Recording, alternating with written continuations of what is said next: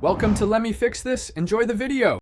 You start by creating your project and importing the clips you'll alter. Select the clip, then open the audio inspector so you can control pitch and effects. You want immediate access to parameters.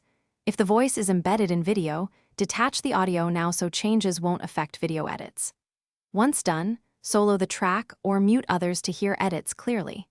Make sure playback is set to 48 kHz for consistent pitch shifting and minimal artifacts. You'll apply a pitch shift first. Add pitch shifter and change semitones to raise or lower voice. Small steps keep it natural. Then use parametric EQ to remove boxiness and to emphasize warmth. Boost near 200-400 Hz and cut muddiness around 300-600 Hz. If the voice sounds synthetic, tweak formant, or use a formant-preserving pitch option to keep timbre intact. Make short playback tests and adjust automation. You finish by adding gentle compression and a limiter to glue the voice into the mix and prevent clipping. Set attack and release so consonants stay punchy. Export a short test clip and listen on headphones and speakers to confirm tonal balance and intelligibility.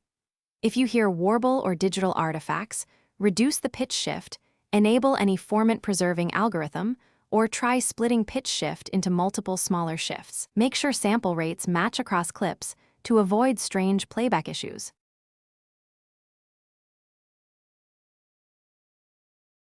Thanks for watching. If you found this helpful, don't forget to like and subscribe.